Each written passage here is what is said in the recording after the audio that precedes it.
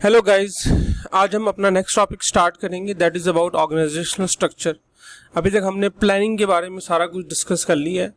अब हमने ये देखना है कि वो तमाम प्लानिंग जो कि एक ऑर्गेनाइजेशन में की जा रही होती है, उस प्लानिंग को किस तरीके से इम्प्लीमेंट किया जाता है किसी भी ऑर्गेनाइजेशन के अंदर।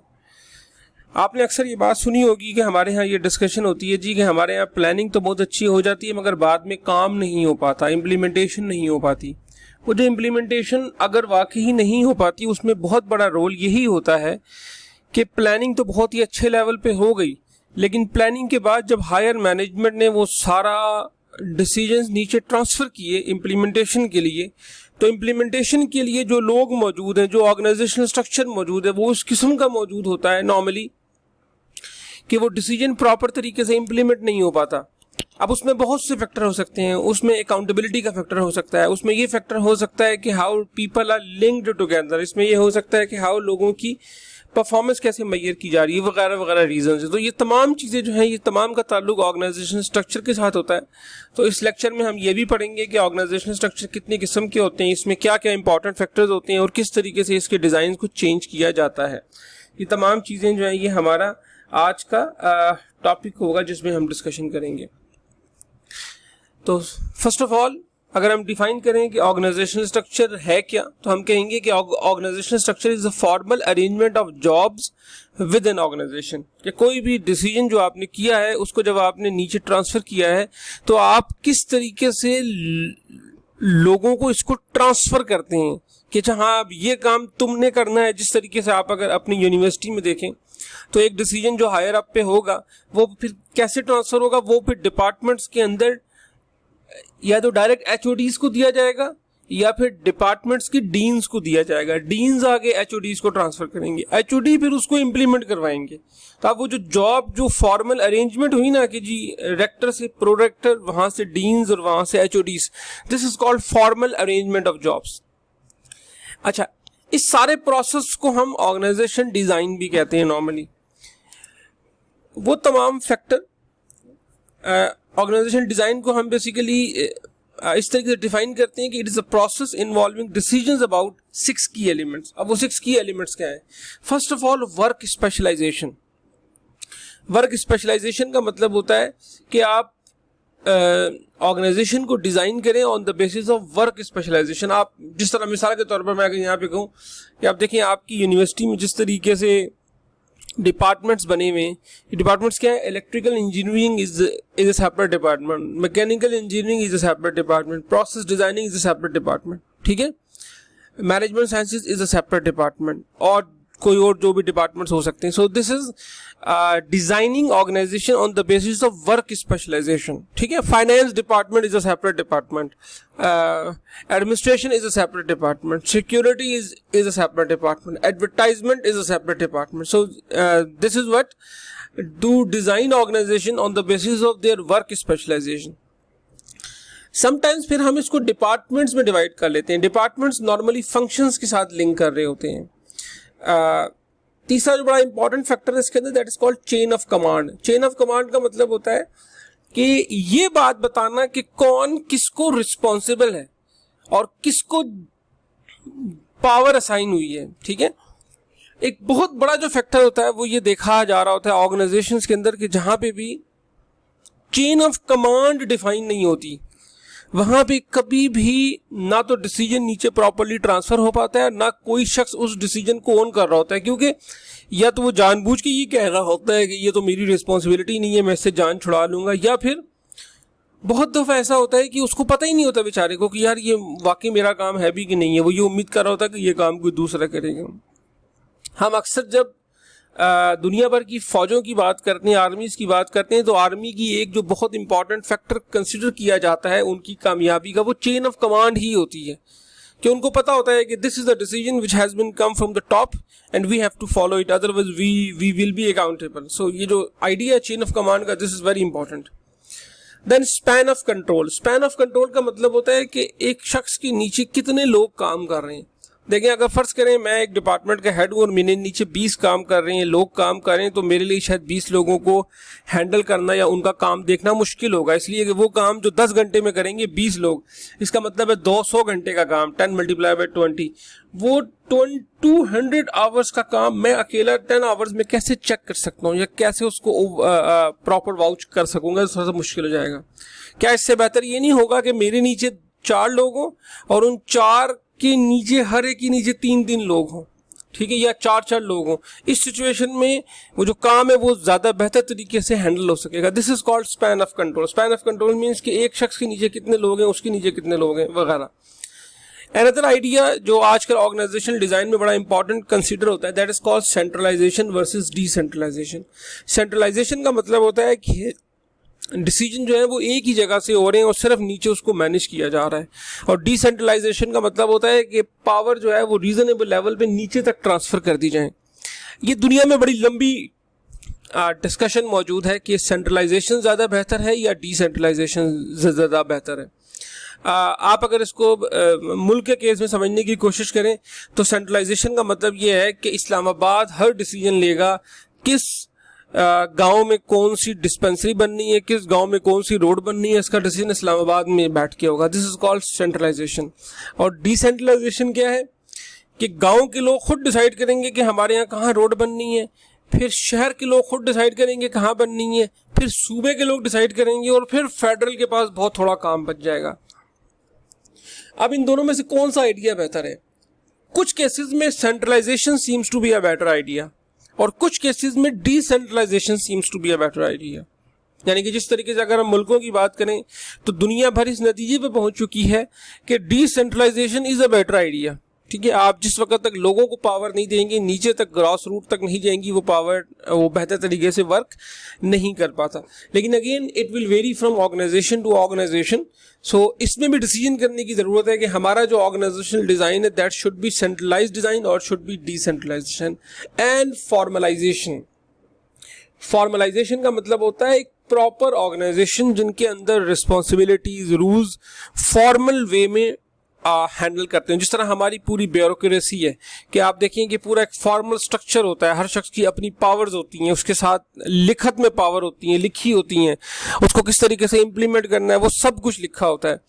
आज की ऑर्गेनाइजेशन जो है, जो मॉडर्न ऑर्गेनाइजेशन है, वो बहुत दफ़ा देखा यह गया है कि इस फॉर्मलाइजेशन से दूर है। फॉर्मलाइजेशन में ये भी शामिल हो सकता है कि मेरे ऑफिस आने का एक मेरे ऑफिस का जो एक ऑफिशियल ड्रेस है वो भी डिफाइंड हो कि अगर मैंने पैंट शर्ट पहननी है तो साथ मैंने टाई लगानी है, दिस इज द फॉर्मलाइजेशन। अगर मैंने शलवार कमीज पहननी है तो मैंने उसके साथ वेस्ट कोट पहननी है, दिस इज फॉर्मलाइजेशन।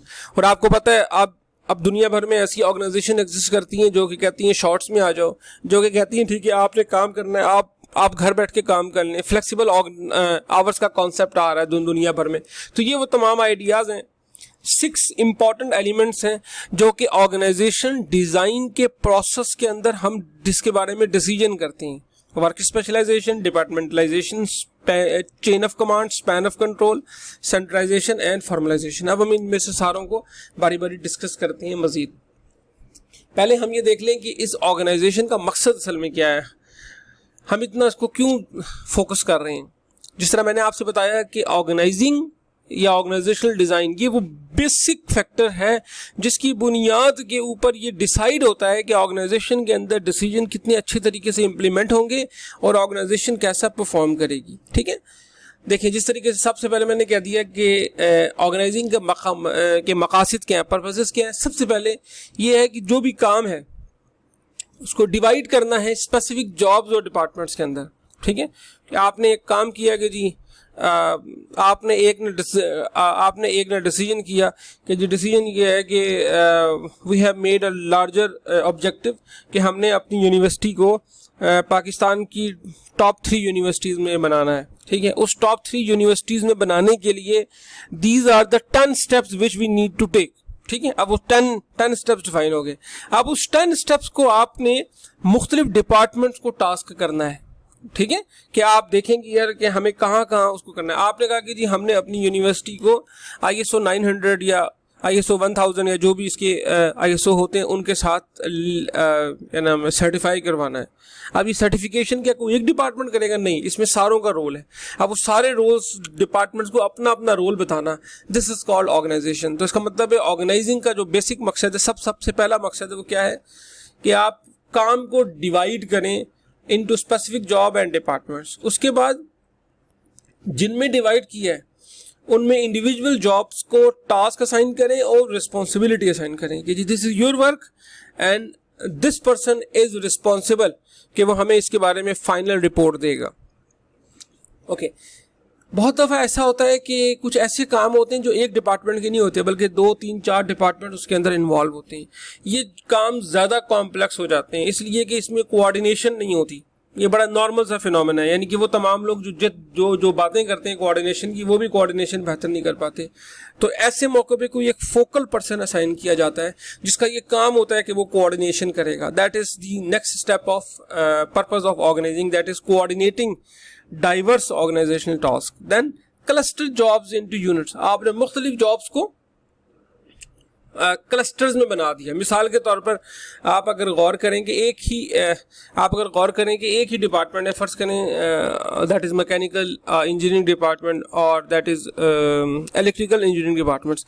अब इन दोनों डिपार्टमेंट्स में मैथमेटिक्स पढ़ाई जा रही है, ठीक है, और हो सकता है कि मैथमेटिक्स पढ़ाने के लिए अगर एक ही टीचर हो हमारी यूनिवर्सिटी में तो वो उन दोनों डिपार्टमेंट में पढ़ा रहा हो, ठीक है। Now the person who is responsible to take care of mathematics और इससे रिलेटेड कोई भी हो, अगर डिफरेंशियल इक्वेशन या कोई भी हो, तो इनसे रिलेटेड जो सारा काम है उनको एक क्लस्टर बना दिया जाएगा, this is the mathematics cluster, ठीक है, और वो क्लस्टर फिर मैथमेटिक्स के सारे कामों को दिखेगा। So that is the next idea which is cluster jobs into units. Organising के थ्रू हम रिलेशनशिप डेवलप करते हैं between individual, between groups and between departments. फिर ऑर्गेनाइजिंग के साथ हम formal lines of authority develop करते हैं कि जी कौन किसको रिस्पॉन्सिबल है, किसके पास क्या पावर है। This is also a part of organising. And ये सारे काम जो हमने लोगों को बताए हैं, इन सारे काम को करने के लिए पैसों की जरूरत है, रिसोर्सेज की जरूरत है। रिसोर्सेज में पैसे के साथ क्या क्या चीजें शामिल है, फंड्स के साथ या फाइनेंसर्स के साथ इसके अंदर ह्यूमन रिसोर्स भी शामिल है, इसके अंदर फिजिकल रिसोर्स भी शामिल है कि आपने 4 लोगों को एक काम दिया मगर आपने उन्हें रूम दिया नहीं है बैठने के लिए जहां बैठ के वो काम करेंगे। So that is all organisational resources जो कि उनको एलोकेट करेंगे और काम करेंगे। So these are all the purpose of organising.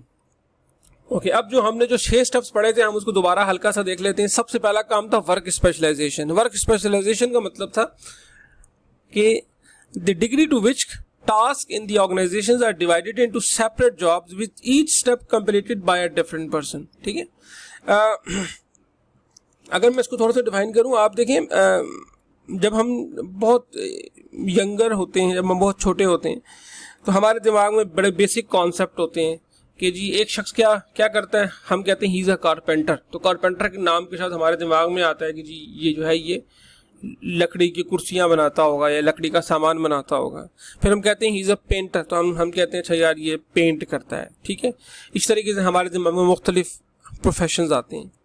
आज की दुनिया में क्या हो गया है, आज की दुनिया में ये हो गया है कि एक शख्स जो पहले कारपेंटर था अब वो कारपेंटर नहीं है, ठीक है। अब वो कुर्सी बनाने का जो स्टेप है ना, हर स्टेप हो सकता है कि 10 हिस्सों में डिवाइड हो गया हो। कोई एक शख्स है जो कि सिर्फ लकड़ियां काट काट के जमा कर रहा है, कोई दूसरा शख्स है उन लकड़ियों को जोड़ रहा है, कोई तीसरा शख्स है वो उसको पॉलिश कर रहा है, कोई चौथा शख्स है जो उस पर फिनिशिंग कर रहा है, 5वां शख्स है वो उस पर वो जो लगाते हैं पॉलिश वगैरह वो लगा रहा है। So that is called the work specialisation. अब उस हर स्टेप का एक अपना स्पेशलाइज बंदा मौजूद है, ठीक है। यानी कि मैं हो सकता है कि मैं एक दिन में 5 कुर्सियां बनाता हूँ, ठीक है, और वो 5 कुर्सियां 5 स्टेप में बनती हैं। लेकिन अगर हर बंदा उन एक स्टेप के अगर मैं स्पेशलिस्ट हायर कर लूं, जो हर बंदा अपने अपने वो उस काम का माहिर हो, तो हो सकता है कि हम 5 बंदे मिलके एक दिन में 50 कुर्सियां बना दें, जो कि अदरवाइज एक बंदा सिर्फ 5 कुर्सियां बना रहा है। This is called specialisation. So the degree to which tasks in the organizations are divided into separate job, with each step completed by a different person, that is called the work specialization. अभी जो हम बात कर रहे हैं, एक देखें engineer जो है या एक साइंटिस्ट जो है वो फ़र्ज़ करें उसने अगर फिज़िक्स में PhD की हुई है तो हो उसकी मैथमेटिक्स भी बहुत अच्छी होगी, हो सकता है उसकी इंग्लिश भी बहुत अच्छी हो, मगर हम उससे एक्सपेक्ट करते हैं वो सिर्फ फिज़िक्स पढ़ाए because he is specialise in physics. अच्छा, फिज़िक्स में भी हो सकता है कि वो एक ख़ास किस्म की फ़िज़िक्स का मास्टर हो, फ़र्ज़ करें वो सिर्फ उसने मैकेनिक्स पढ़ी हुई है, ठीक है, तो वो हम उससे उम्मीद करेंगे कि वो सिर्फ मैकेनिक्स पढ़ाए ताकि स्पेशलाइजेशन हो सके। इसी तरीके से स्पेशलाइजेशन जॉब्स के अंदर एग्जिस्ट करती है, ठीक है। एक शख्स जो प्रोफेशनल अकाउंटेंट बनता है उसको अकाउंटेंसी भी आती है, उसको टैक्स भी आता है, उसको ऑडिटिंग भी आती है, उसको कॉर्पोरेट लॉ भी आता है, मगर उसकी स्पेशलाइजेशन हो सकता है हम कहें कि तुम्हें सिर्फ टैक्सेशन को देखना है। अच्छा, तो इसलिए आज की दुनिया जो है वो स्पेशलाइजेशन की तरफ फोकस करती है। अच्छा, लेकिन ये स्पेशलाइजेशन जो है ना, इसके कुछ जो बुरे इफेक्ट भी नज़र आ रहे हैं आज की दुनिया में। वो बुरे इफेक्ट्स क्या हैं? वो बुरे इफेक्ट्स ये हैं कि ह्यूमन जो है वो दरअसल काम से ना एक सेटिस्फेक्शन भी हासिल करता था कि जब एक शख्स बनाता था ना एक पेंटिंग या एक चेयर, तो वो उस चेयर को देख के कहता था यार this is what I make, मैंने इसको बनाया है, ये जो पेंट है ये जो पेंटिंग है ये मैंने ड्रॉ की थी, ठीक है। अब प्रॉब्लम ये है कि स्पेशलाइजेशन इतनी हो गई है कि कोई एक शख्स ये कहने की पोजीशन में नहीं है कि ये सोफे का सेट मैंने बनाया है, ठीक है। तो अब पैसे तो वो कमा लेता है, क्वालिटी भी आ जाती है, लेकिन वो जो सेंस ऑफ ओनरशिप है ना वो नहीं आता। इसलिए ये प्रॉब्लम है कि जो ओवर स्पेशलाइजेशन है वो अक्सर बोर्डम की तरफ जा रही है, फटीक की तरफ जा रही है, एब्सेंटिज्म की तरफ जा रही है, इसलिए कि people are getting transferred into machine type of thing. तो वी नीड टू अंडरस्टैंड कि वर्क स्पेशलाइजेशन की इंपॉर्टेंस तो है, लेकिन वर्क स्पेशलाइजेशन के ये इम्पैक्ट भी हैं। इसलिए वर्क स्पेशलाइजेशन को करते वक्त इस चीज़ का इम्पैक्ट दिमाग में रखने की ज़रूरत है कि कहीं ऐसा ना हो कि हम क्वालिटी और प्रोडक्शन पे फोकस करते करते इंसान से अपनी तवज्जो हटा लें, ठीक है। ये एक बड़ा इंपॉर्टेंट एरिया है वर्क स्पेशलाइजेशन का। इसको हम मैनेजमेंट की ज़बान में अक्सर कहते हैं वर्क डिग्रेडेशन, कि जी वो जो काम है उसकी औकात कम हो गई है, डिग्रेड हो गया, वर्क डिग्रेडेशन। ये एक कॉन्सेप्ट है जो कि नॉर्मली वर्क स्पेशलाइजेशन के एंटी आजकल बहुत ज़्यादा डिस्कस होता है। आगे चलते हैं।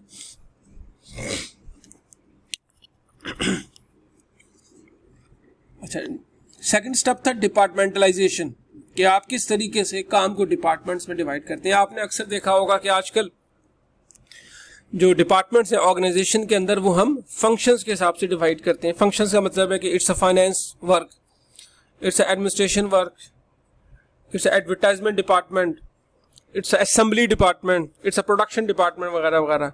बहुत दफ़ा ऑर्गेनाइजेशन की जाती है on the basis of products, ठीक है, कि जी ये जो आपने अक्सर टैक्स के डिपार्टमेंट में इवन देखा होगा कि ये हाई टैक्स पेयर यूनिट है, ये कॉर्पोरेट टैक्स पेयर यूनिट है, ये सैलरी यूनिट है। तो पता चल रहा होता है कि ये इनकम टैक्स डिपार्टमेंट के पास जितनी किस्म की प्रोडक्ट है उनका अलग अलग लोग मौजूद हैं। इसी तरीके से बैंक्स में आप जाएं तो बैंक में आपको पता चलेगा जी this is a consumer banking, this is a corporate banking, this is Islamic banking. अब वो प्रोडक्ट के लिहाज से डिफाइन किए गए। इसी तरह ज्योग्राफिकल हो सकता है, ठीक है, कि जी ये बेसिकली पंजाब का रीजन देखेगा, ये सिंध का रीजन देखेगा। इसी तरीके से प्रोसेस और इसी तरीके से कस्टमर की बुनियाद के ऊपर भी ऑर्गेनाइजेशन आजकल डिवाइड होती है। फंक्शनल डिपार्टमेंटलाइजेशन, जिस तरह मैंने आपसे कहा कि manager engineering, manager accounting, manager human resource, manager purchasing, इनके अपने एडवांटेजेस भी हैं और इनके अपने डिसएडवांटेजेस भी हैं, ठीक है। डिसएडवांटेजेस सबसे बड़ा ये होता है कि ऑर्गेनाइजेशन गोल्स का जो व्यू है वो थोड़ा सा लिमिटेड हो जाता है और बहुत दफ़ा ऐसा होता है कि ये फंक्शंस के अंदर कम्युनिकेशन बहुत ही पुअर हो जाती है। फ़ायदे इनके होते हैं कि कोऑर्डिनेशन बेहतर हो जाती है। दूसरा, हमने जिस तरह ज्योग्राफिकल डिपार्टमेंटलाइजेशन के हवाले से देखा कि जिस तरह मैंने आपसे कहा कि सिंध, बलोचिस्तान, इस तरीके से रीजन वगैरह का इम्पैक्ट आ जाता है। प्रोडक्ट के लिहाज से भी हमने इसको देखा, ठीक है, एंड प्रोसेस के लिहाज से भी हमने इसको डिस्कस किया कि बाद का इसको प्रोसेस के लिहाज से चेंज करते हैं। इसी तरीके से कस्टमर के लिहाज से, जिस तरीके से मैंने आपसे कहा कि टैक्सेशन डिपार्टमेंट में एक क्या नाम है कॉर्पोरेट हो सकता है, एक लार्ज टैक्स पेयर हो सकता है, एक स्मॉल टैक्स पेयर हो सकता है, वगैरह वगैरह। अच्छा, अब हम नेक्स्ट बात की थी chain of command. Chain of command में हमने ये बात की थी कि डिसीजन कहाँ से आता है अल्टीमेटली और कहाँ तक जाएगा, that is called chain of command. The continuous line of authority that extends from upper level of an organisation to the lowest level of organisation and clarifies who reports to who, कि कौन किसको जवाब दे है। सबसे important चीज है कौन किसको जवाब दे है। ठीक है, आप बड़ी सिंपल सी मिसाल देखें कि एक मुल्क का वजीर आजम जो है, अगर वो फर्ज करें रोड पे आ जाए और वो खड़े होकर एक सिपाही से पूछे बताओ तुम क्या यहाँ पे कर रहे हो, तो उस सिपाही के पास इख्तियार मौजूद है कि वो उसको कहे कि sir I am not responsible, I am not answerable to you. ठीक है, आप मुल्क के वजीर आजम होंगे मगर मैं आपको जवाब दे नहीं हूँ, इसलिए कि मुझे किसी और को जवाब देना है, उसने किसी और को देना है। वो हो सकता है आखिर में वो जो मेरा जो बिल्कुल बॉस हो वो जाके आपको जवाब दे, लेकिन मैं आपको जवाब दे नहीं। That is called chain of command, who reports to who. Then authority, जाहिर सी बात इसके अंदर जो आती है कि जी right inherent in a managerial position to tell people what to do and to expect them to do it. किसके पास अथॉरिटी है, किसके पास रिस्पॉन्सिबिलिटी है। And unity of command, unity of command का जो बेसिक कॉन्सेप्ट है वो यही है कि एक शख्स का एक बॉस होना चाहिए। अगर एक शख्स के एक से ज्यादा बॉसेस होंगे तो उसके लिए प्रॉब्लम क्रिएट हो जाएगी। हो सकता है एक उसको छोड़ के और दूसरा उसको छोड़ के। ये बात कहने में बड़ी बच्चों की सी फील होती है कि जी हाँ, ये हम स्टोरी पढ़ते थे बचपन में कि जी अगर एक से ऊपर खुदा होते तो पता नहीं क्या हो जाता, लेकिन ट्रू सेंस में ये एग्जिस्ट करती है कि यूनिटी ऑफ कमांड कि एक शख्स जो है वो आपका बॉस होना चाहिए। ठीक है, ओके। जिस तरह मैंने स्पैन ऑफ कंट्रोल की बात की थी कि कितने लोग आपके अंडर काम कर सकते हैं, तो span of control is the same thing, that the number of employees who can be effectively and efficiently supervised by a manager. अब अगेन ये मैटर करता है कि कितनी चीजों पे डिपेंड कर रहा है। मिसाल के तौर पर स्पैन ऑफ कंट्रोल जो है वो डिपेंड करता है कि मैनेजर की स्किल एंड एबिलिटीज क्या हैं। बाज़ औक़ात ऐसे मैनेजर्स होते हैं जो कि एट अ टाइम 10 बंदों को का काम देख सकें, बाज़ औक़ात ऐसे होते हैं जो कि 10 बंदों का काम नहीं, शायद सिर्फ 4 का काम देख सकें। फिर बाज़ औक़ात ये भी होता है कि एम्प्लॉयज़ कैसे हैं। ठीक है, अगर तो एम्प्लॉयज़ अच्छे हैं तो बेहतर तरीके से काम हो सकता है। फिर काम पे डिपेंड करता है कि काम कैसा है। ठीक है, अगर बिल्कुल एक प्रोसेस नेचर का काम है जो कि बस रूटीन में हुए जा रहा है तो फिर उनको चेक करना आसान है। लेकिन अगर फर्ज करें कोई ऐसा काम है जो कि जरा थोड़ा सा ब्रेन मांगता है, उसके लिए थोड़ा सा मुश्किल हो सकता है। Similarity of task and complexity of task, task कितना सिमिलर है या टास्क कॉम्प्लेक्स है, ये वो वाली बात आ गई। Characteristics of work being done.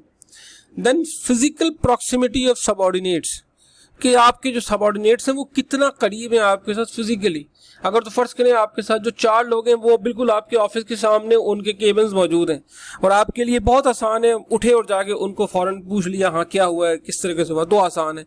Otherwise अगर फर्ज करें आपके 4 बंदे हैं और एक क्या नाम है लाहौर बैठा हुआ है और दूसरा कराची बैठा हुआ है और तीसरा कहीं और बैठा हुआ है, और कभी आपकी इंटरनेट डाउन हो जाता है, कभी कुछ और मसला हो जाता है, कभी किसी शहर में लॉकडाउन लग गया, किसी शहर में कुछ और हो गया, तो फिर आपके लिए पॉसिबल नहीं होता।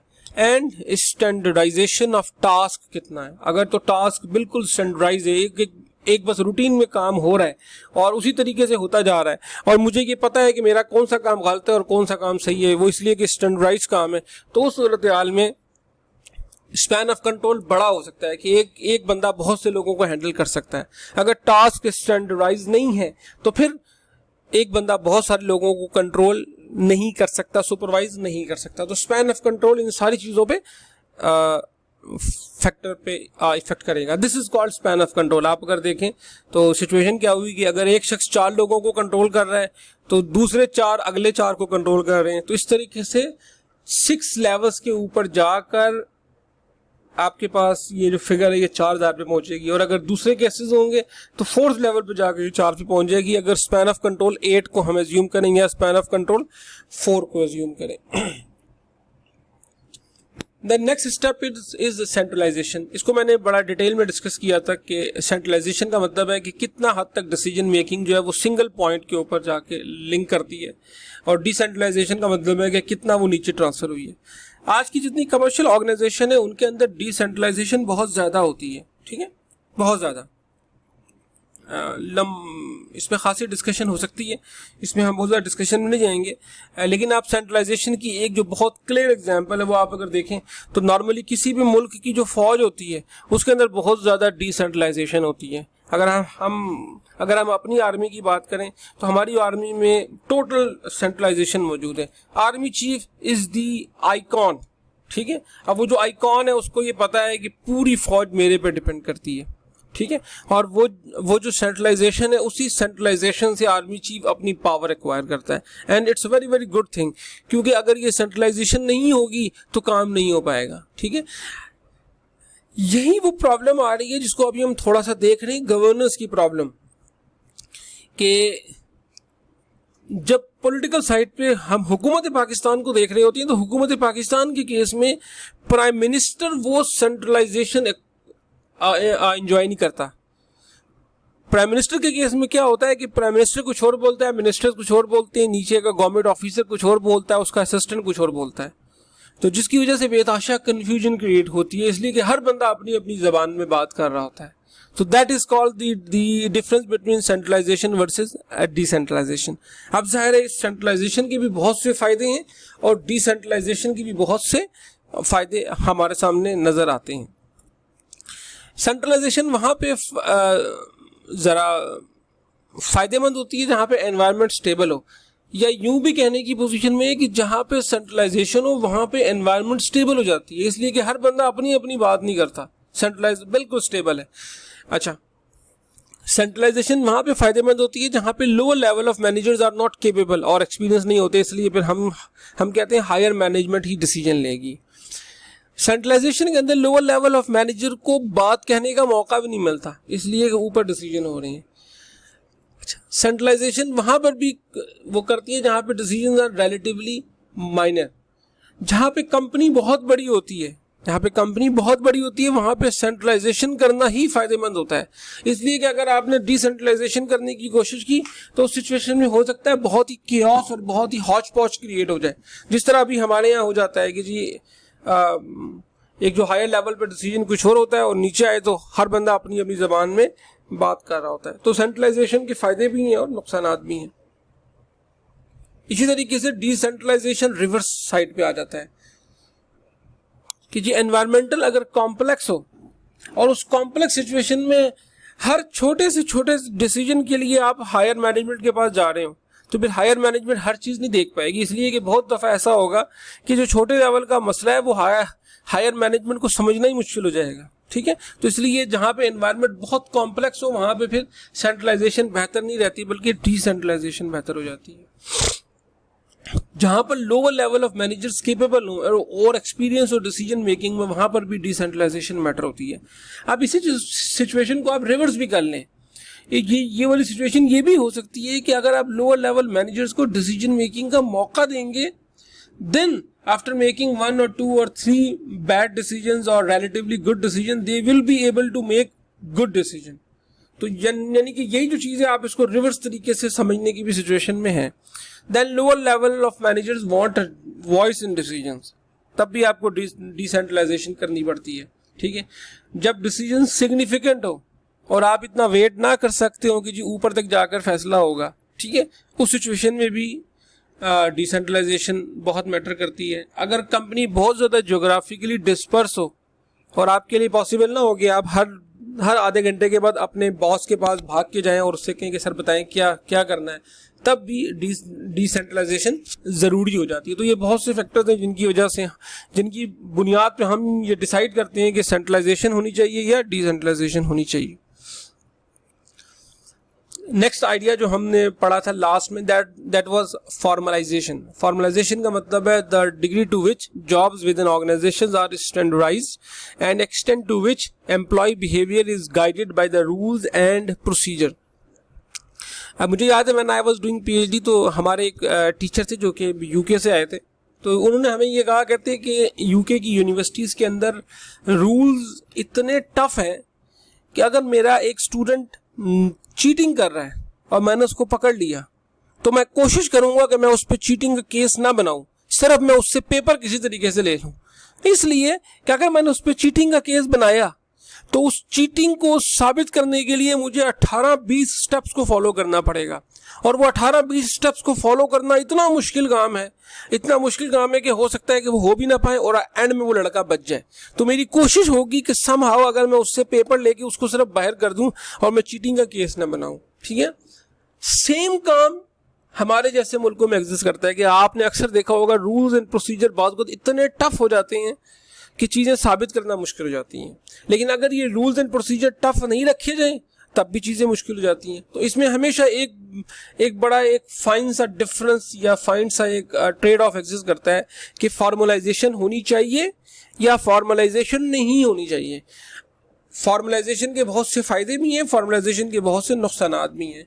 तो ये अब डिफ़ाइन करना पड़ता है कि आप देखें कि आपकी ऑर्गेनाइजेशन को ज़्यादा फॉर्मलाइजेशन की ज़रूरत है या फॉर्मलाइजेशन की ज़रूरत नहीं है। ओके जी, आज की दुनिया में हम देखें तो जो ऑर्गेनाइजेशनल डिज़ाइन डिसीजंस हैं वो नॉर्मली दो किस्म की ऑर्गेनाइजेशन एग्जिस्ट करती हैं। एक वो वाली ऑर्गेनाइजेशन है जैसी ऑर्गेनाइजेशन का अभी मैं और आप लोग हिस्सा हैं। These organisations are called mechanistic organisations. बहुत ही रिजिड, बहुत ही कंट्रोल्ड स्ट्रक्चर होता है, स्पेशलाइजेशन होती है, डिपार्टमेंटलाइजेशन होती है, नैरो स्पैन ऑफ कंट्रोल होता है, हाई लेवल ऑफ फॉर्मलाइजेशन होता है, और किसी किस्म की इंफॉर्मेशन अवेलेबल नहीं होती, और डिसीजन बिल्कुल पार्टिसिपेशन जीरो होती है। ऊपर से जो भी डिसीजन आया हमें उसको इम्प्लीमेंट कर लेना है। दूसरी ऑर्गेनाइजेशंस कहलाती हैं ऑर्गेनिक ऑर्गेनाइजेशन। ऑर्गेनिक ऑर्गेनाइजेशंस वो ऑर्गेनाइजेशन है, ये ऑर्गन से ये बेसिकली ऑर्गन से या ऑर्गेनिक से निकला है, जिसका मतलब ये है कि ये ऑर्गेनाइजेशन खुद ब खुद फैलती हैं। अब फैलने से मुराद ये है कि साइज के हिसाब से नहीं, फैलने से मुराद है लर्निंग के हिसाब से, कि ये ऑर्गेनाइजेशन खुद ब खुद लर्न कर रही हैं, और लर्न करने के लिए ज़रूरी है एक फ्लेक्सिबल एंड एडॉप्टेबल स्ट्रक्चर होना चाहिए। तो इन जैसी ऑर्गेनाइजेशंस के अंदर कोई स्टैंडर्डाइज्ड जॉब्स का कॉन्सेप्ट नहीं होता, इनके अंदर डायरेक्ट सुपरविजन बहुत कम होती है, इनके अंदर फॉर्मल रूल्स बहुत कम होते हैं, कम्युनिकेशन बहुत ज़्यादा होती है, यानी कि आप इनके जो हायर बॉस होता है उसका दरवाज़ा कभी बंद नहीं होता, उसका दरवाज़ा हमेशा ओपन डोर पॉलिसी होती है कि कोई भी शख्स जाए और जाके अपनी बात कर ले। यहाँ पे एम्प्लॉयज़ बहुत ज़्यादा एम्पावर्ड महसूस करते हैं, और एक टीम बेस्ड स्ट्रक्चर होता है जहाँ पे एक शख्स है वो टीम का लीडर है और बाकी लोग उसके साथ काम कर रहे हैं। यहाँ पे इवन सबऑर्डिनेट का लफ्ज़ भी इस्तेमाल करना पसंद नहीं किया जाता।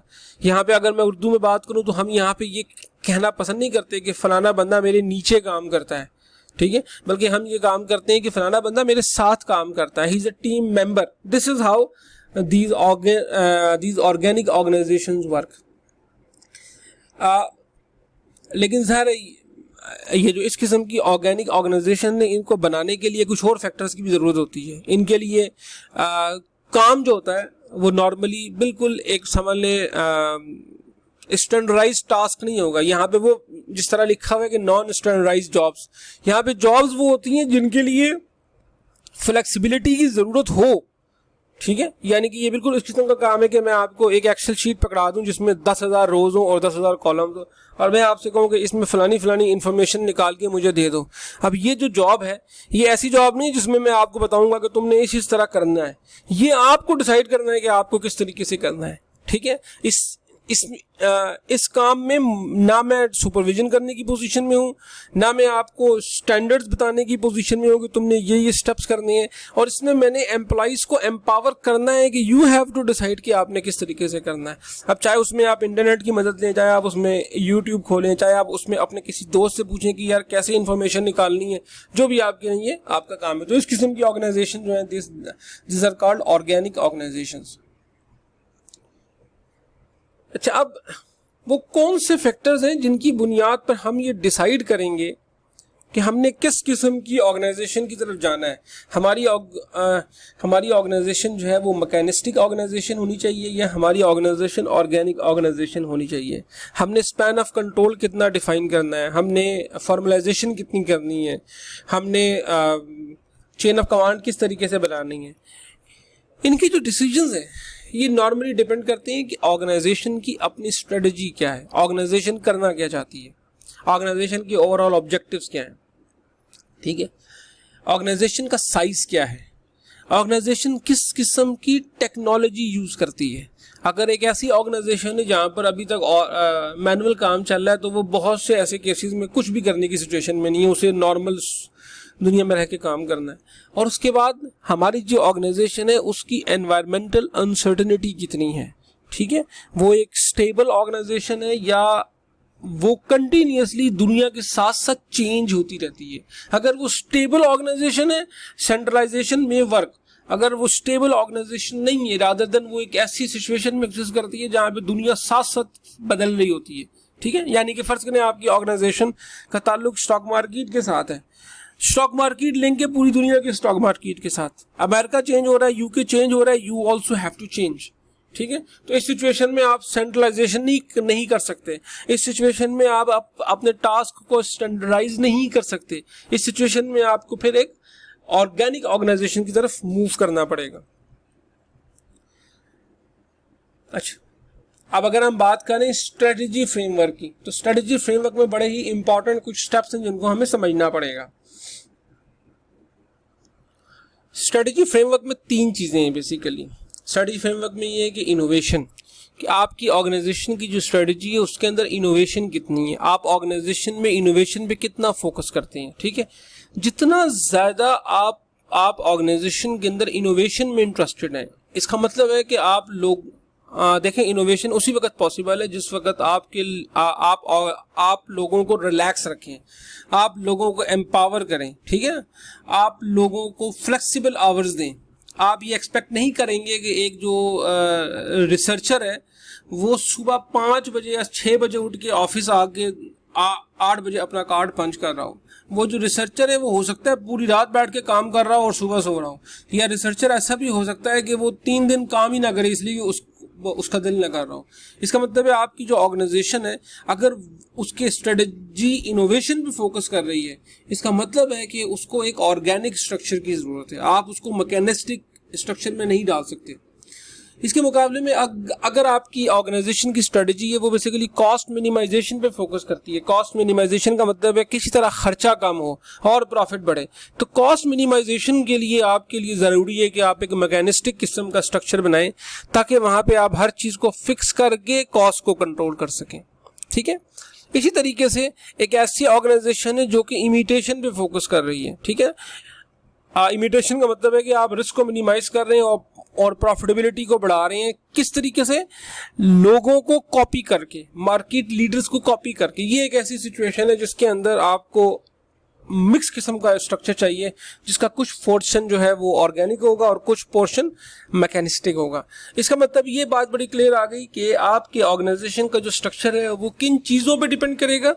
वो इस पे डिपेंड करेगा कि आपकी स्ट्रेटजी क्या है, आप किस तरीके से काम कर रहे हैं। और आपको पता है स्ट्रेटजी जो हमने शुरू में जो ऑर्गेनाइजेशन का डिज़ाइन डिस्कस किया था उसी के साथ हमें इसको लिंक करना है। अब वो किस तरीके से होगा हम उसको अगर देखें थोड़ा सा तो वो सिचुएशन कुछ इस तरीके से बनेगी कि स्ट्रेटजी और स्ट्रक्चर का ताल्लुक है। जिस तरह हमने अभी देख लिया कि जो स्ट्रेटजी है अगर वो इनोवेशन बेस है तो ऑर्गेनिक, अगर वो कॉस्ट मिनिमाइजेशन बेस है तो मैकेनिस्टिक, ठीक है। इसी तरीके से साइज, जैसे जैसे ऑर्गेनाइजेशन का साइज बढ़ता जाएगा वैसे वैसे वो मैकेनिस्टिक ऑर्गेनाइजेशन बढ़ती जाएगी। जैसे जैसे उसका साइज नॉर्मल रहेगा वो ऑर्गेनाइजेशन जो है वो ऑर्गेनिक ऑर्गेनाइजेशन रहेगी। तो साइज बड़ा मैटर करता है कि सिचुएशन क्या है। इसी तरीके से स्ट्रक्चर डिपेंड करता है आपकी ऑर्गेनाइजेशन कितनी किस्म की या कितनी न्यू किस्म की टेक्नोलॉजी इस्तेमाल कर रही है। अगर आप एक रूटीन किस्म का काम कर रहे हैं और एक रूटीन किस्म की टेक्नोलॉजी इस्तेमाल कर रहे हैं तो आपका स्ट्रक्चर मैकेनिस्टिक ऑर्गेनाइजेशन का स्ट्रक्चर हो सकता है। मगर आपकी टेक्नोलॉजी जो है वो एक नॉन रूटीन किस्म की, आप कंटिन्यूसली सीख रहे होते हैं, आप कंटिन्यूसली चीज़ें ड्राइव कर रहे होते हैं दुनिया से, then you need to have an organic organisation. And again environmental uncertainty कितनी है, जितनी ज़्यादा अनसर्टेनिटी कम है you can adopt mechanistic organisational structure. लेकिन अगर आपकी एनवायरमेंटल अनसर्टेनिटी बहुत ज़्यादा है, आप एक ऐसी सिचुएशन में रहते हैं जो कि बहुत कॉम्प्लेक्स है और हर वक्त चेंज हो रही है, then you need to have a organic structure for your organisation. इसका मतलब है अगर आप किसी कंपनी का स्ट्रक्चर डिफाइन करना चाह रहे हैं तो आप इन तमाम चीज़ों पर डिपेंड करेंगे कि उसका साइज कितना है, उसकी एनवायरमेंटल अनसर्टेनिटी कितनी है, उसकी स्ट्रेटजी क्या है, वगैरह वगैरह। नॉर्मली 3 किस्म के डिज़ाइन हैं जो कि दुनिया में आपने आजकल देखे होंगे। पहला कहलाता है बिल्कुल सिंपल स्ट्रक्चर, जिसके अंदर बहुत कम डिपार्टमेंटलाइजेशन होती है, वाइड स्पैन ऑफ कंट्रोल होता है कि बहुत से लोग जो है वो एक ही शख्स के अंडर काम कर रहे होते हैं, अथॉरिटी सेंट्रलाइज होती है और फॉर्मलाइजेशन बहुत कम होती है। दूसरा स्ट्रक्चर कहलाता है फंक्शनल स्ट्रक्चर। फंक्शनल स्ट्रक्चर के अंदर हम ऑर्गेनाइजेशन को डिपार्टमेंट्स में डिवाइड करते हैं और डिपार्टमेंट जो है वो फंक्शंस की बुनियाद पर होता है, जिस तरह finance department, security department, human resource department, project research department, etcetera etcetera. और तीसरा स्ट्रक्चर डिविजनल स्ट्रक्चर होता है। डिविजनल स्ट्रक्चर में हम पूरी ऑर्गेनाइजेशन को कुछ बड़े बड़े डिविजन्स में चेंज कर दिया करते हैं, ठीक है। अब चाहे वो डिवीजन कुछ तरीके से हो सकता है कि प्रॉक्टर एंड गैम्बल ने अपने डिविजन्स बना दिए, या OGDCL ने बड़े बड़े डिवीजन बना दिए कि जी एक जो है वो ऑयल को देख रहा है, दूसरा गैस को देख रहा है, तीसरा एक्सप्लोरेशन को देख रहा है, चौथा फाइनेंस को देख रहा है, और फिर उसको फर्दर आप डिपार्टमेंट्स में डिवाइड कर दिया करते हैं। तो ये 3 किस्म के स्ट्रक्चर डिपेंड करते हैं। आज जो दुनिया जिन स्ट्रक्चर्स की बात करती है, कंटेम्पररी ऑर्गेनाइजेशन स्ट्रक्चर, वो 3 किस्म की बेसिक स्ट्रक्चर है। पहला कहलाता है टीम स्ट्रक्चर। टीम स्ट्रक्चर का मतलब है कोई भी टास्क है वो एक सेपरेट टीम बना के उसको असाइन कर दी जाए, और वो जो टीम है वो एक सेल्फ मैनेज टीम भी हो सकती है नॉर्मली, जिसमें लोग खुद बैठ के वो जो भी टास्क उनको मिला है उसके बारे में डिसाइड करें और फिर उसको सॉल्व करने की, उसको कंप्लीट करने की कोशिश करें। दूसरा ऑर्गेनाइजेशन है दैट इज कॉल्ड मैट्रिक्स और प्रोजेक्ट स्ट्रक्चर। प्रोजेक्ट स्ट्रक्चर का मतलब है कि कोई भी नया काम है, आप बजाय इसको कि उसको एग्जिस्टिंग लोगों के साथ लिंक करें, आप उसका एक सेपरेट डिपार्टमेंट या सेपरेट प्रोजेक्ट बना दें और उस प्रोजेक्ट का एक हेड हो और वो पूरे का पूरा काम जो है वो उस बंदे को दे दिया जाए। मिसाल के तौर पर हमने अपनी यूनिवर्सिटी में एक नया डिपार्टमेंट बनाना है, फर्स्ट करें that is a fashion department. हम ओपन करना चाह रहे हैं फैशन डिज़ाइनिंग डिपार्टमेंट। अब उस फैशन डिज़ाइनिंग डिपार्टमेंट के अंदर हम करें क्या, हमने जब उसकी कंस्ट्रक्शन करवानी है तो हम उसको एक सेपरेट प्रोजेक्ट डिक्लेयर कर दें। अब एक शख्स उसका हेड हो, फर्ज करें he is a project director. अब उस प्रोजेक्ट डायरेक्टर का ये काम है कि उसके नीचे अपने अपने लोग हों। उसके नीचे फर्ज करें फाइनेंस डिपार्टमेंट होगा, उसके नीचे एडमिनिस्ट्रेशन होगी। अब वो फाइनेंस डिपार्टमेंट हम नया बंदा नहीं हायर करेंगे, होगा ये कि उस डिपार्टमेंट से रिलेटेड जितनी कंस्ट्रक्शन है या जितना कुछ है, एग्जिस्टिंग फाइनेंस का बंदा ही उसके साथ मिलकर काम कर रहा होगा। तो एक तरफ से प्रोजेक्ट स्ट्रक्चर बन जाएगा, दूसरी तरफ से मैट्रिक्स स्ट्रक्चर बन जाएगा कि एक ही फाइनेंस डिपार्टमेंट है और वो finance department at A time उस प्रोजेक्ट के बंदे को काम भी कर रहा है और किसी दूसरे प्रोजेक्ट के बंदों के काम भी कर रहा है। सो ये जो स्ट्रक्चर है ये basically matrix and project structure बन जाता है और ये बड़े खूबसूरत तरीके से काम करता है। आज की दुनिया में यही है। तीसरा जो हम अक्सर ये अखबारों में पढ़ते हैं या उसमें देखते हैं, that is called boundary less organisation. Boundary less organisation एक ऐसी ऑर्गेनाइजेशन होती है जो कि एक नॉर्मल बाउंड्री से मावरा होती है, उससे ऊपर होती है, इसके अंदर कोई बाउंड्रीज नहीं होती। इट्स एन आइडिया जिसके अंदर इंटरनल चेन ऑफ कमांड नहीं होती, जिसके अंदर बहुत ही लिमिटलेस किस्म का स्पैन ऑफ कंट्रोल होता है और जिसके अंदर टीम्स जो है बहुत ही एम्पावर्ड होती हैं। ठीक है, एक टीम है, उसको एक काम दे दिया गया बस, और उसको टास्क मिल गया है कि जी this is what you have to do in next 6 months और next 1 year। Now they have everything with them, they have to decide कि उन्हें किस तरीके से काम करना है। ना कोई चेन ऑफ कमांड एग्जिस्ट कर रही है और ना कुछ एग्जिस्ट कर रहा है, वो आपस में खुद बैठ के डिसाइड करेंगे कि अब हमें काम किस तरीके से करना है। ये वो आइडिया है जो कि गूगल और इस किस्म की बड़ी बड़ी ऑर्गेनाइजेशंस के अंदर काम कर रहा है। ये जो इस किस्म का आइडिया है बाउंड्री लेस ऑर्गेनाइजेशन, इसके लिए एम्प्लॉयज़ की जो ट्रेनिंग्स है वो बहुत इंपॉर्टेंट होती है। Training with respect to their work and as well as जो एक एथिकल किस्म की ट्रेनिंग होती है, यानी कि मेरे ऊपर कोई शख्स नहीं है, उसके बावजूद मैं काम कर रहा हूँ इसलिए कि मुझे ये पता है कि मुझे काम करना है। इस किस्म की ट्रेनिंग और इस किस्म की एथिकल इश्यूज हमारे यहाँ थोड़े से एग्जिस्ट करते हैं। अभी हमारे यहाँ शायद लोगों को अगर काम दिया जाए और लोगों को कोई पूछने वाला ना हो तो शायद कोई काम भी ना करे, तो इस किस्म की इश्यूज हैं थोड़े से। लेकिन ये दुनिया में एक आइडिया एग्जिस्ट करता है बाउंड्री लेस ऑर्गेनाइजेशंस का। So that's what we have discussed: team structure, matrix project, and boundaryless organizations. Lack of control exist करता है और communication difficulties हो सकती हैं। Advantages क्या हैं? Highly flexible and responsive, draws on talent wherever it is found. ये वो मैट्रिक्स ऑर्गेनाइजेशन का जो मैं आपको आइडिया बता रहा था कि देखें फर्ज करें ये प्रोडक्ट 2 है और प्रोडक्ट 2 का जो फाइनेंस ग्रुप है वो बेसिकली फाइनेंस डिपार्टमेंट का हिस्सा है। प्रोडक्ट 2 का जो HR ग्रुप है वो HR का हिस्सा है। प्रोडक्ट 2 का जो मार्केटिंग ग्रुप है वो मार्केटिंग डिपार्टमेंट का हिस्सा है। तो ऊपर से वो डिपार्टमेंटल है और यहाँ से वो बेसिकली प्रोजेक्ट वाइज चल रहा है। ठीक है, ये जो सारी पिक्चर्स हैं ये हमें इस तरह बता रही हैं। दुनिया में जो कॉन्सेप्ट है वो आजकल यही है कि किसी तरीके से एक्सटर्नल बाउंड्री छोड़ी जाए, इसीलिए आप ये मुख्तलिफ नाम सुनते होंगे। Virtual organisation, virtual organisation normally एक ऐसी ऑर्गेनाइजेशन है जिनका हो सके अपना ऑफिस भी ना हो, 4 लोग हो, 4 लोग एक ग्रुप का हिस्सा हों और 4 के 4 लोग अपनी अपनी जगह अपने अपने सिस्टम से बैठ के घर से काम कर रहे हो। ठीक है, और जिस किस्म का काम है उस किस्म का बंदा आप फौरी तौर पर हायर कर लें और आप उससे काम करवा लें। ये जो आपने अक्सर अब जैसे सुना होगा ये अपवर्क या ये जो फरवर या इस किस्म की जो ऑर्गेनाइजेशन है, these are type of virtual organisation कि कोई शख्स काम दे रहा है वो आगे बंदा हायर करते हैं, काम करवा लेते हैं। नेटवर्क ऑर्गेनाइजेशन तकरीबन इसी किस्म का एक और आइडिया है जो कि मेजॉरिटी काम जो है वो आगे लोगों को आउटसोर्स करते हैं। एंड मॉड्यूलर ऑर्गेनाइजेशन, बहुत ज़्यादा ये सिचुएशन फैली हुई है आजकल। Modular organisation a manufacturing organisation that uses outside suppliers to provide product component for its final assembly operations. आपको एक प्रोडक्ट बनाना, आपको एक गाड़ी बनानी है, आपने किया क्या, आपने कहा यार कि इसके जो टायर्स हैं ये फलाने बंदे से ले लिए जाएंगे, इसके मीटर फलाने से ले लिए जाएंगे, इसकी फलानी चीज़ फलाने से ले लेंगे, फलानी चीज़ फलाने से ले लेंगे, हम अपना सिर्फ इंजन डालेंगे, मिलाकर इसका ग्रुप बना देंगे, गाड़ी बना देंगे। जो ये टोयोटा ऑर्गेनाइजेशन जैसी जो कंपनीज हैं, these are essentially a modular organisations आज की दुनिया में। ठीक है, इवन ये जो आपकी स्कैंडिनेवियन कंट्रीज हैं इनके अंदर आप अगर चेक करें तो अब जो घर हैं वो बेसिकली पैकेट्स में बने हुए आते हैं या डब्बों के अंदर बने हुए आते हैं कि आपने अगर घर बनवाना है तो आप एक कंपनी को कहते हैं और वो सामान लेकर आएंगे, डब्बे खोलेंगे, उसमें से लकड़ी के इक्विपमेंट निकाल के पूरा घर आपको बना के दे देंगे। So that's a type of modular organisations.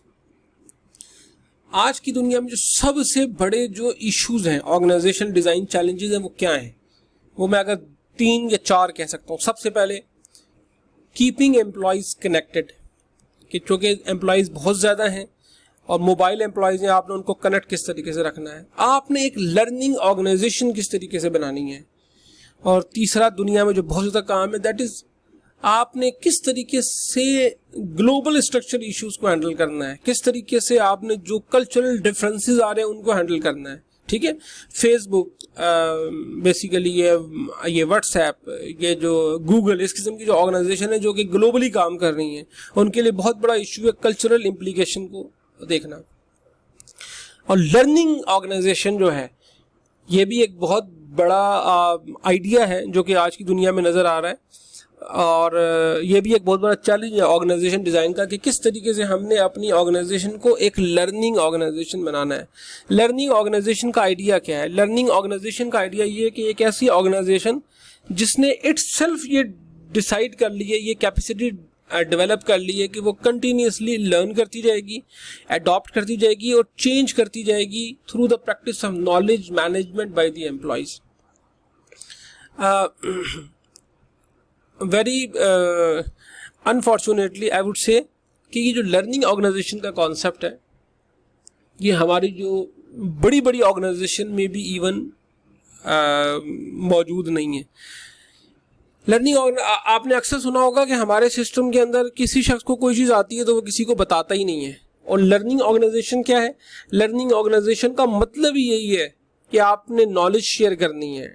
ठीक है, विद इन ऑर्गेनाइजेशन भी एंड आउटसाइड ऑर्गेनाइजेशन भी। और एक ऐसा आइडिया डेवलप करना है, एक ऐसी सिचुएशन डेवलप करनी है जिसमें नॉलेज शेयरिंग जो है वो कल्चर बन जाए। ठीक है, जिस तरीके से ये जो फोर्थ इसका पॉइंट है वो बताता भी है, a strong culture of shared values, trust, openness and sense of community. ठीक है, सो लर्निंग ऑर्गेनाइजेशन की जो बेसिक कैरेक्टरिस्टिक्स हैं वो क्या है? वो ये हैं कि it's an open team based organisation design that empowers employ को एम्पावर करता है। इसके अंदर एक्सटेंसिव इंफॉर्मेशन शेयरिंग होगी, इसके अंदर एक ऐसी लीडरशिप होगी जो कि शेयर्ड विजन करेगी ऑर्गेनाइजेशन का, और इसके अंदर ओपननेस एग्जिस्ट करेगी और सेंस ऑफ कम्युनिटी एग्जिस्ट करेगी। Learning organisation is an idea जो कि आज की जो बड़ी बड़ी कंपनीज हैं और जो इंटरनेशनल ऑर्गेनाइजेशन है वहाँ पे बहुत ज़्यादा काम करता है। तो companies are trying to convert themselves towards a learning organization idea, and it's a very important topic with respect to exam as well. Thank you guys, हमारा ये टॉपिक आज यहीं तक था। अब हम नेक्स्ट टॉपिक देखते हैं इसका।